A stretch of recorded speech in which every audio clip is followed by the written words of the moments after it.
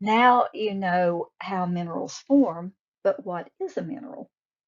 That term can have a different meaning for different people.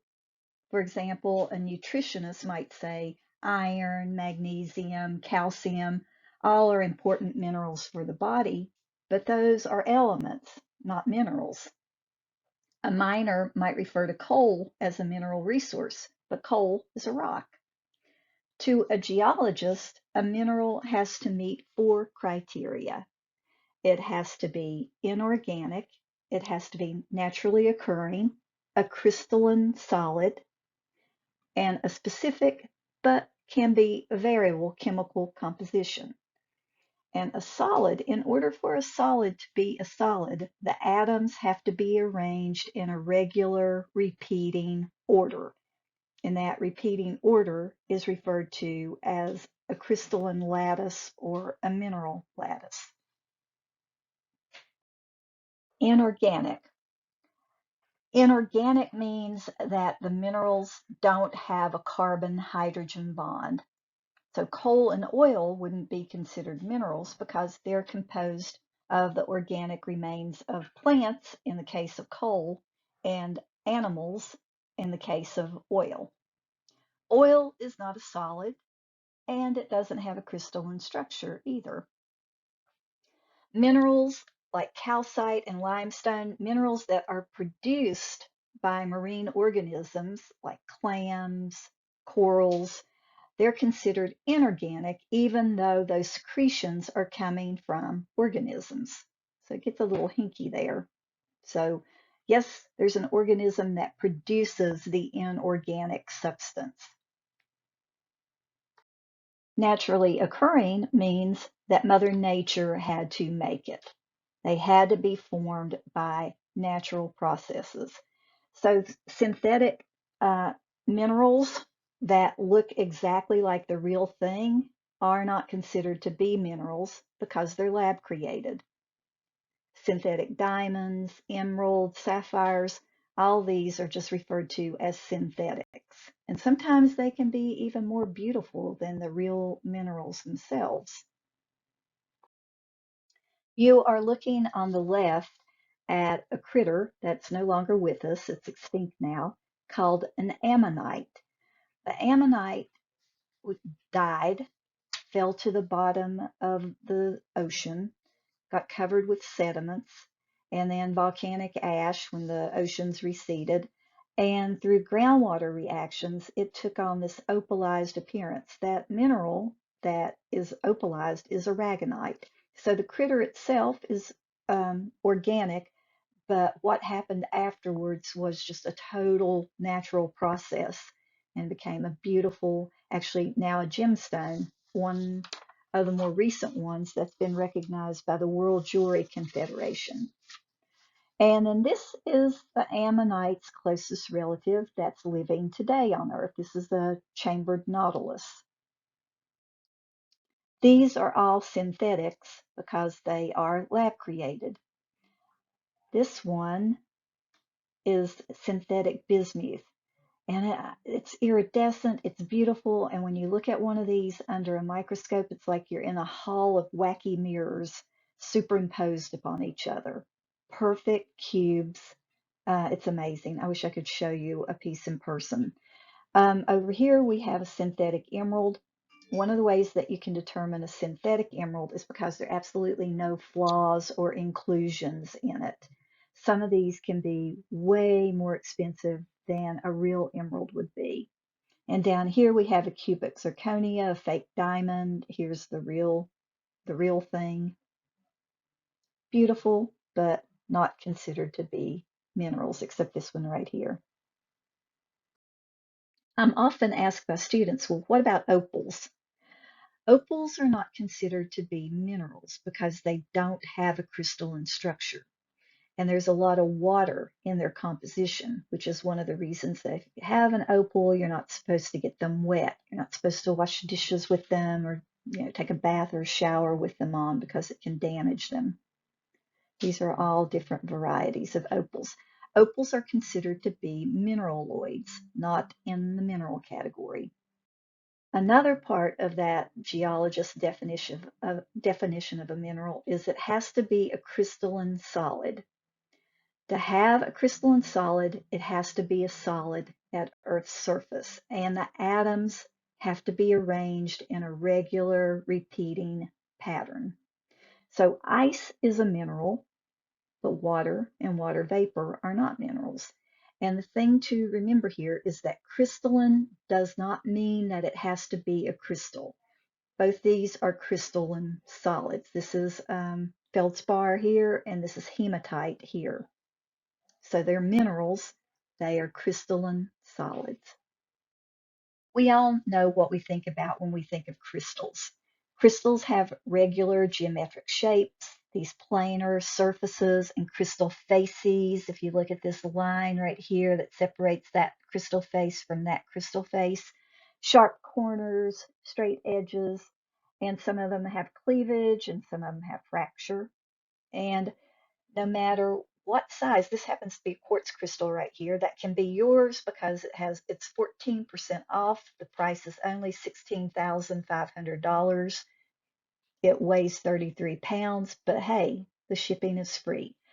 So if we have a crystal of this quartz crystal and we measure the angle between these two crystal faces, we could have a quartz crystal that weighed 2 ounces. And if we find those crystal faces and measure them, they're going to be the same, always the same. So constancy of these interfacial angles of the crystal.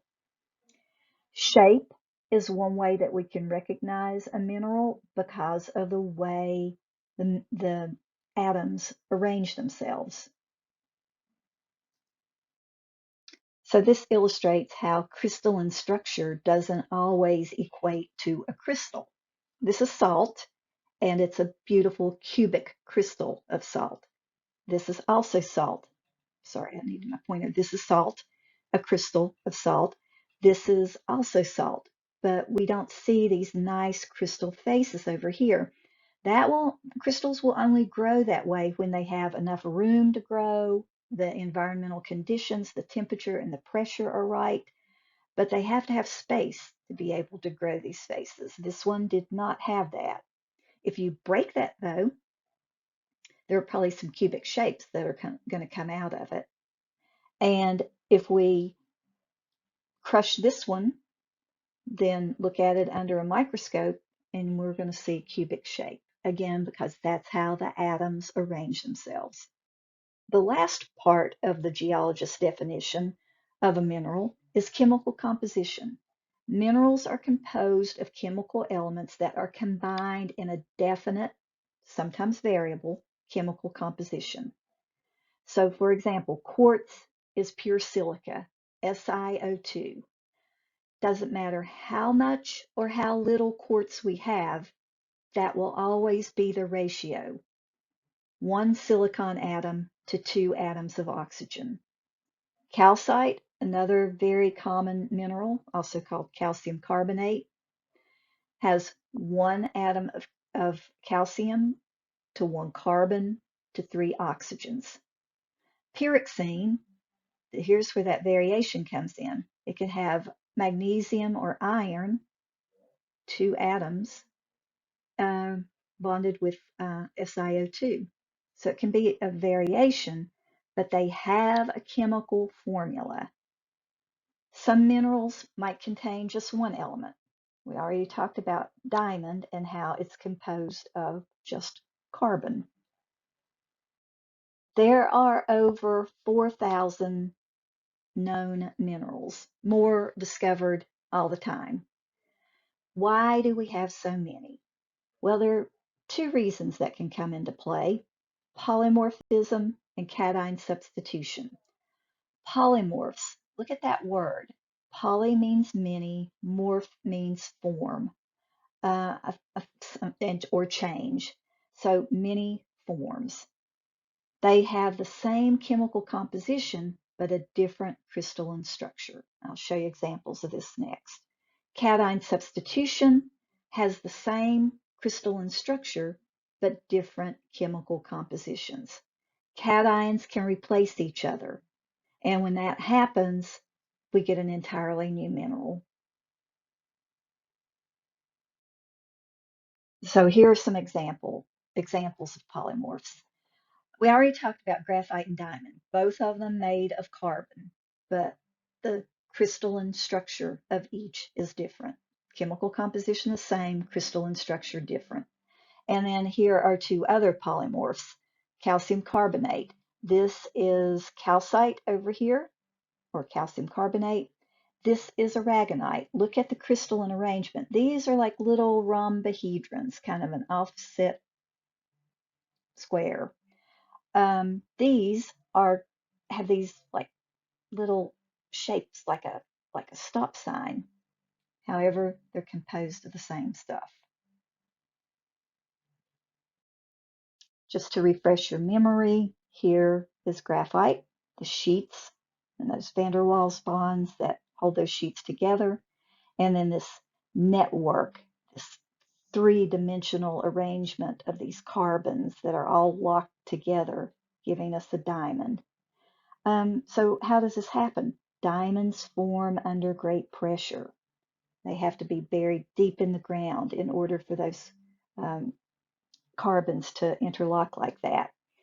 So we find places on Earth like the kimberlite section of South Africa where we have a lot of diamonds.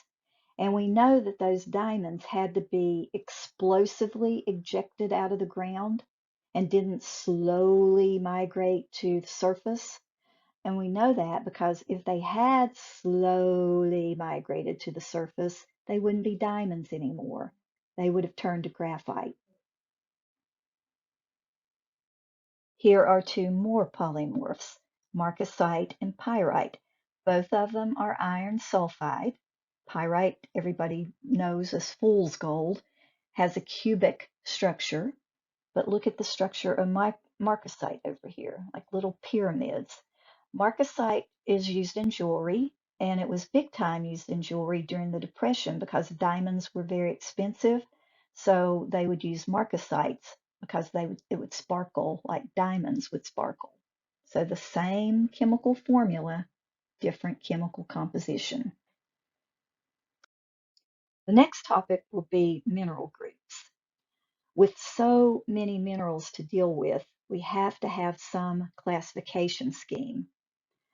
So there are 92 known naturally occurring elements, but the good thing is that 98% of them are going to be one of eight.